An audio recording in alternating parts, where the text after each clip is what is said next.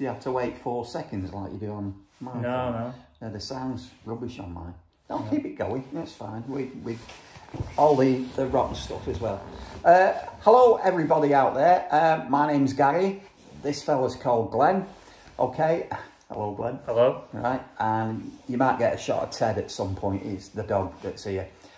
Reason for this short video is that I've met a few clients who say, I went to such and such a person or the Halifax or whatever, and they said, I can't do this, I can't do that.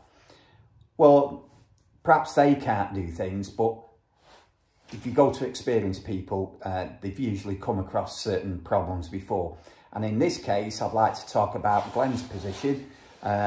So, harking back to your start of your journey into the property field, Glen. First of all, you've been keen to start doing something, haven't you? Yeah, been looking to get into it for quite a few years, but there's always been an obstacle or two in the way. And what's your biggest obstacle? Biggest obstacle was the upfront deposit. So that was the main starting issue. With house prices going up all the time, and then with just in the last year we've had COVID, and that made things even harder. Yeah. Did you feel that your current career path is going to give you what you need for the future? And is that why you wanted to do property, or what's your reason? What's your reason why you'd like to do property?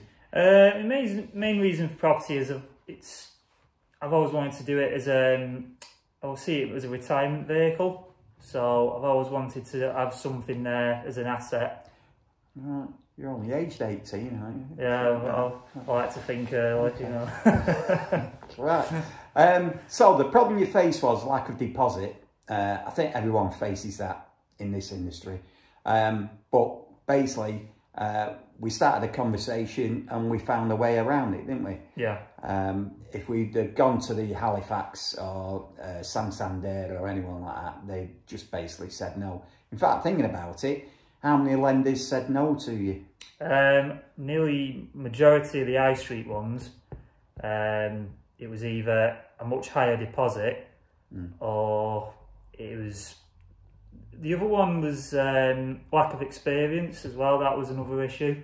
Yeah, so it's like, how do you get experience? Yeah, how do you get experience if you don't? Yeah. I think everyone in this industry faces that.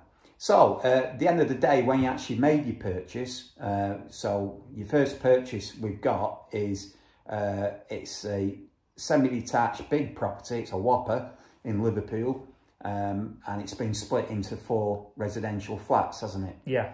Okay, and they all produce an income, but one of them's out of action at the moment. It's being repaired, isn't it? Yeah. Yeah. Repairs, so taking the one that's being repaired out of the equation, what would you say the rent is that's coming in on that? It's roughly about $350 per flat a month. So you're just over £1,000 quid on the 3. Yeah. Okay, and once the 4th one chips in, it'll be another. Well, I mean, you'd be going to the £1,500 to £1,600 a month, isn't it? Gross. Yeah. And then it's your mortgage to come off that. Yeah. So is your mortgage manageable with that sort of income coming in? Yeah. So you've not overstepped, you've not overburdened yourself? No. Right, okay. So I think they call that rental coverage in the industry, so that's not an issue. Apart from that, your bank will check all of this. So everyone worries about what will happen if, well, what I'd be saying is, listen, your bank's a lot cleverer than I am, and they will soon figure out whether or not it's a go or not. And if there's money to be made, they're going to help you make it. So never be afraid of actually seeing if something's viable. So moving on from that, so you've had 5 lenders say no, and then you've got in touch with me saying, please, please, please, can you help? Well, you didn't say that, but you know what I mean. Can we find a solution? Yeah. Okay. So basically, I've had a conversation with a mortgage broker who I trust, and they've come up with a package which to me seemed a bit, Well, I thought it was a bit expensive, but what are your thoughts on it, Glen?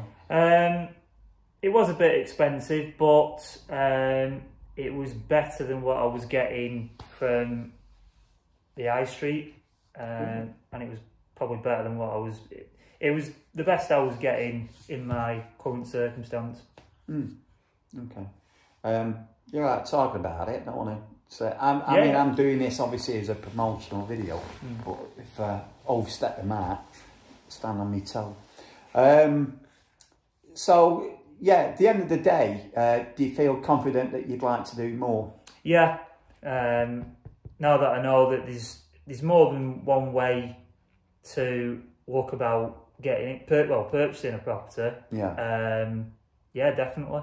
Yeah. And would you recommend that at least people will have a conversation with our business, that's Property Wanted Limited, and see if we can come up with, basically we find we come across a lot of problems that people have property wise, but most of the problems are in their heads, and there are solutions to it. So my only advice would be, let's have a conversation.